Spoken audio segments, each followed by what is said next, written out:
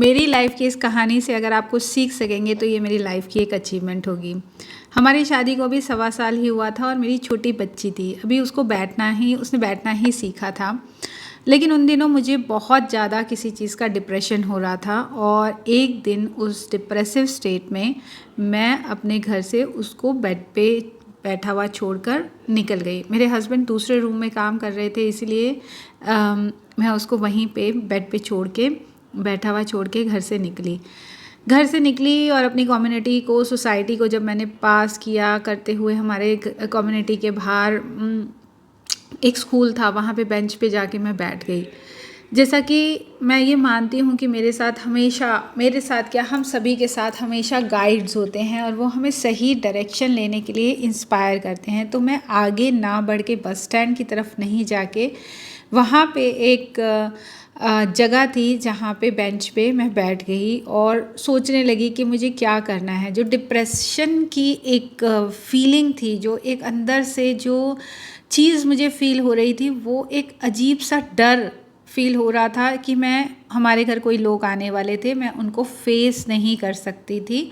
तो वो एक अजीब सी फीलिंग थी, अजीब सा डर था जो मुझे अंदर से बहुत ही निराश कर रहा था कि मैं कुछ नहीं कर सकती इस सिचुएशन में से अपने आप को बाहर निकालने के लिए। और शायद यही डीप डिप्रेशन होता है, जब आपको कोई रास्ता नज़र नहीं आता और आपको लगता है कि अब ये सिचुएशन मेरे हाथ में नहीं है, अब क्या किया जा सकता है क्या नहीं, तो आप उस डायरेक्शन की तरफ निकलते हो जहाँ आपको वो चीज़ दिखे ही नहीं और आप उस चीज़ से अपने आप को बचा लो।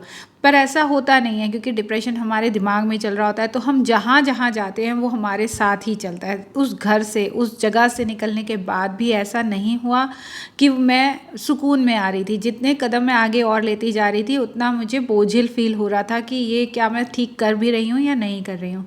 तो जब मैं ये बात बैठ के सोच रही थी, तो भी मुझे ऐसा नहीं लग रहा था कि मुझे किसी भी तरीके से कोई भी सुकून आ रहा हो। 15-20 मिनट ही अभी मैं वहाँ बैठी थी तो मेरे हस्बैंड मेरी बिटिया को गोदी में लेके आ गए और आके चुपचाप मेरे पास आके बैठ गए। बोले, क्या हुआ, मतलब क्यों घर से ऐसे, मतलब बिना बताए तुम क्यों निकल आई?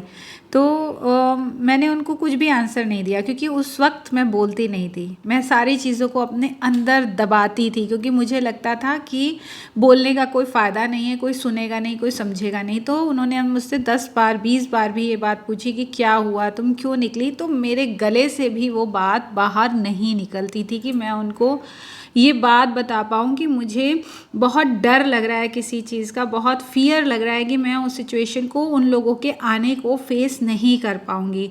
जब उन्होंने बहुत बारी पूछा तो मैंने किसी न किसी तरीके से उनको ये बात बता दी कि मुझे डर लग रहा है, वो आएंगे और कोई बात होगी और शायद मैं इस सिचुएशन को फेस करने के लिए तैयार नहीं हूँ, या I don't know what it is, but मुझे अजीब सी एक फीलिंग, अजीब सा एक डर लग रहा है कि जब वो आएंगे तो कोई बात होगी और मैं उस सिचुएशन को फेस नहीं कर पाऊँगी।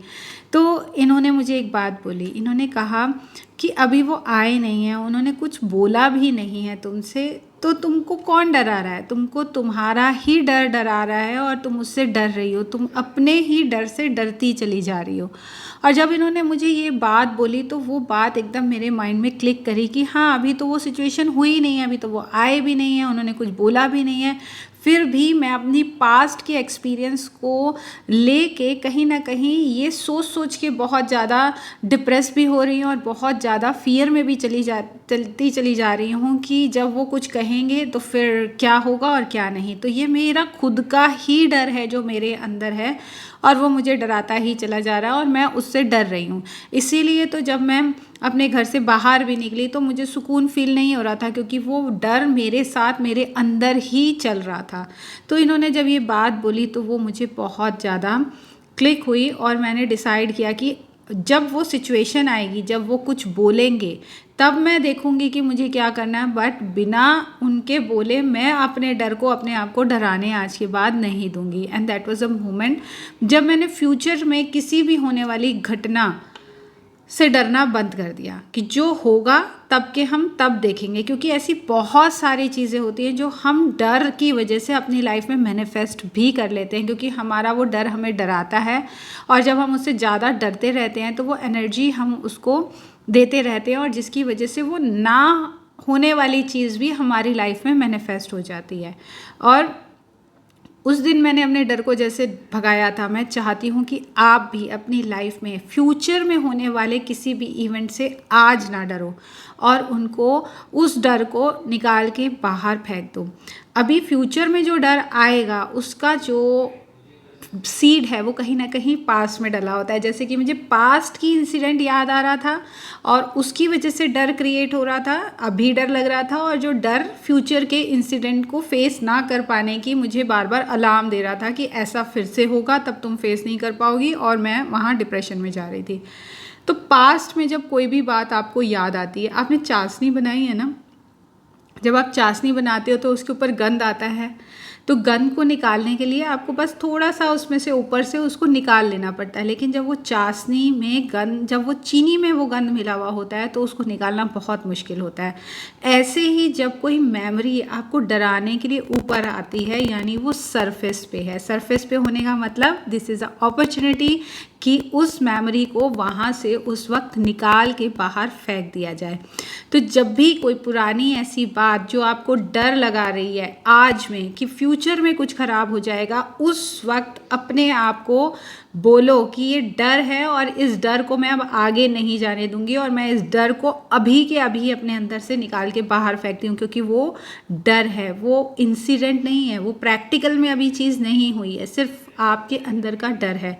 और आप अपने आप को जब ये इंस्ट्रक्शन देते हो कि मैं अब नहीं डरूंगी इस चीज़ से, तो तुम जो डर हो ना वो निकल के मेरे अंदर से बाहर चले जाओ, तो आप देखोगे कि उस डर का जो कब्ज़ा है आपके ऊपर, उस डर की जो ग्रिप है आपके ऊपर, वो धीरे धीरे धीरे धीरे ख़त्म हो जाती है।